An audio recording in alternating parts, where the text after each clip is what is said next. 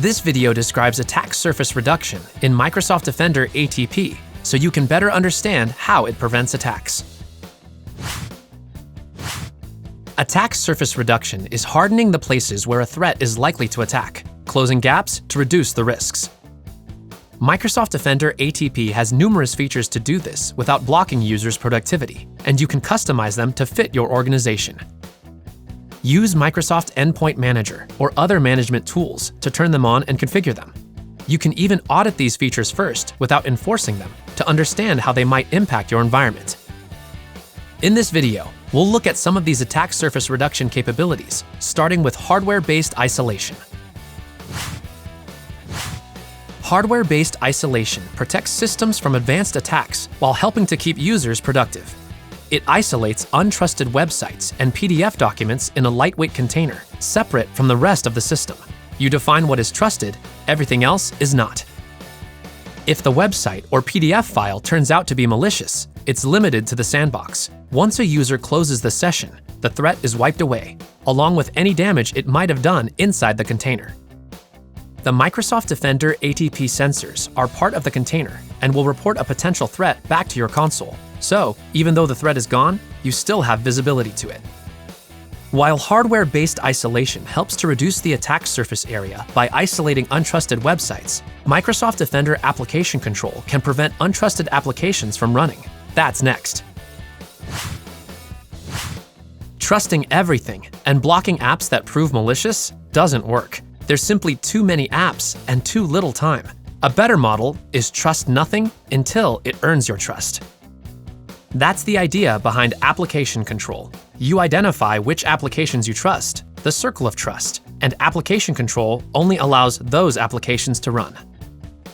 Don't worry, application control makes defining the circle of trust easy. First, you can trust all apps that have good reputations from Microsoft. Organizations can also automatically trust applications they deploy by using Microsoft Intune or System Center Configuration Manager. Using application control to block untrustworthy applications and allowing it to help you build a circle of trust offers an unprecedented way to reduce the attack surface area. Similarly, controlled folder access prevents untrusted apps from accessing protected folders. That's next. What if malware finds its way around all the other protections onto a machine? Ransomware, for example. Once it's on the machine, it can begin file encryption, holding your files hostage. This is where controlled folder access can help to protect your valuable data. It's very easy. You specify protected folders and only allow trusted apps to access them. Microsoft Defender ATP adds apps to the trusted apps list based on their prevalence and reputation. If an app isn't trusted, controlled folder access blocks it from changing files in the protected folders. Next up, network protection offers a similar type of protection for network connections. Network protection blocks access to low-reputation internet destinations by using scores that the Microsoft Intelligent Security Graph provides. It extends Smart Screen to block all outbound traffic to dangerous internet resources by any application, not just Microsoft Edge. Additionally, network protection enables other capabilities, like custom IP and URL allow and block lists, endpoint policy enforcement for our integration with Microsoft Cloud App Security, and web protection. Web protection includes web threat protection to harden machines against threats like phishing sites, malware payloads, exploit sites, low-reputation websites, and any site you add to the custom indicator list. All this works without a web proxy, by the way, protecting machines whether they're on the corporate network or not. And it reports back to the Microsoft Defender Security Center, so you can use those signals in your investigations. Like many other attack surface reduction features in Microsoft Defender ATP, network protection is super easy to deploy. Just turn it on. Next up, we'll talk about exploit protection.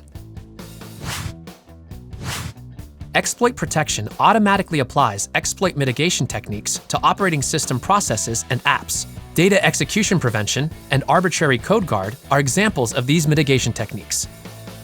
While you can enable exploit protection on an individual machine, you can enable exploit protection at scale by using Microsoft Endpoint Manager.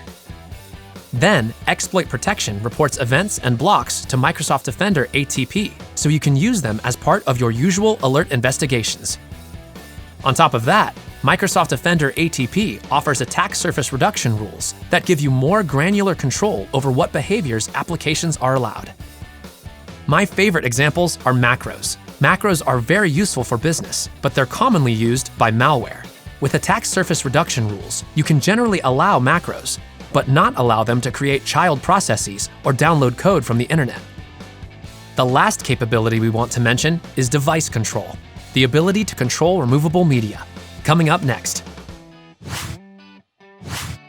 With device control, security teams can allow or block certain removable devices to prevent threats they might contain. You can get rather granular with this configuration. For example, you can allow or deny write access to all removable disks or by USB vendor ID. And you can enable direct memory access protection to mitigate DMA attacks, including kernel DMA protection. By using attack surface reduction rules, you can block untrusted or unsigned processes that run from USB. These were just a few of the attack surface reduction capabilities that can help customers reduce the exposure of their machines. You can learn more about attack surface reduction in Microsoft Defender ATP on Microsoft Docs.